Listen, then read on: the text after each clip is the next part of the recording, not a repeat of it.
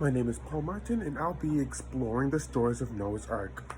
I love the story of Noah's Ark because of my love for animals, but the real reason that I love the story of Noah's Ark is that Noah was righteous among the people of his day. Noah, the firstborn son of Lamech, who represents the 10th generation of man on the earth, came into the world when his father was 182 years old. The Bible tells us his name means relief or comfort from all the hard work man has had to endure since the curse in Genesis 5:29. The curse referred to goes all the way back to the Garden of Eden, when man was condemned to a life of hard labor so that he could eat. Noah had 3 sons, Shem, Ham, and Japheth. Noah was a righteous man. Noah found favor in the eyes of the Lord. In Genesis 6:8, that's where you can find that story. Thus, when God beheld the corruption of the earth and determined to destroy it, he gave Noah divine warning of the impending disaster and made a covenant with him, promising to save him and his family. One of the things I love is when God said to Noah, I am going to destroy all flesh because the world is full of violence. Build an ark of gopher wood with rooms inside, 3 decks and a door. Cover it inside and out with pitch. And Noah did exactly as God commanded him. So the story I was told about Noah's Ark is that Noah was commanded by God to gather all the animals, male and female, in pairs of 2, and never really went into detail about the ark. So according to answers in Genesis.org, scripture doesn't actually know what the shape of the ark was, but the Bible gives proportions consistent with those of a true cargo ship. It makes sense that it should look and act like a ship too. According to answers in Genesis, we do not know what Noah did prior to constructing the ark. There's not really any stories. Noah is a man of righteous, like I said before. What we do know is that in the years Noah spent building the ark, his grandfather Methuselah and father Lamech were alive and may have even assisted Noah in some ways. We know that the ark landed in the mountains of Ararat, but we cannot know where the ark was built since that world was destroyed in 2 Peter 3:6. The watchers are angels who are stationed on earth to watch over mankind, and instead of watching over humanity, they found the woman attractive and used them for their own.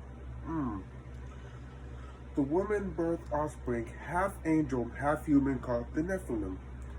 The Nephilim grew and grew and grew as tall as cedar trees, and they were a big part in why God sent the flood. What we don't know about Noah is what Noah did prior. Building a ship requires a totally different skill set than growing a vineyard, which he did after the flood in Genesis 9:20. And there's no indication that Noah did anything like this previous to his commissioning.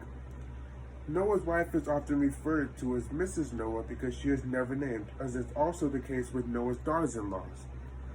What we know about the flood itself is that the flood of Noah's day, 2348 BC, was a year-long global catastrophe that destroyed the pre-flood world, reshaped the continents, buried billions of creatures, and laid down the rock layers. It was God's judgment on man's wickedness, and only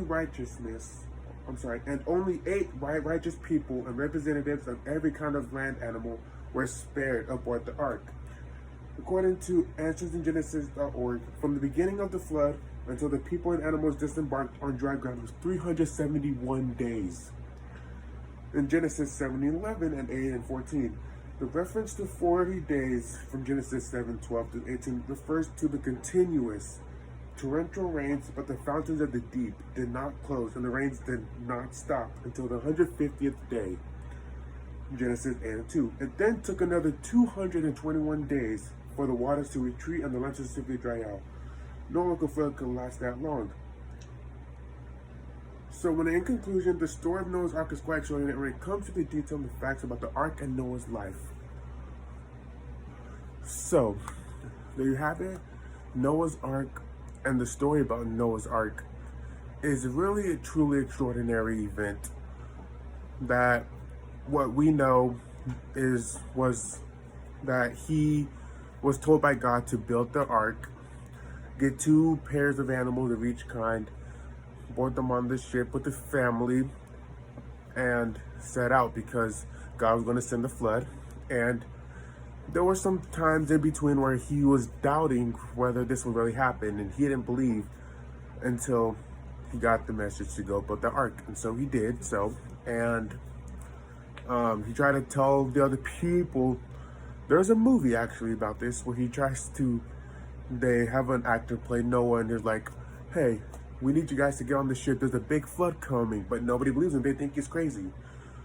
And the flood comes, and then people are like, what? But yes, I do really enjoy this story a lot, but yes.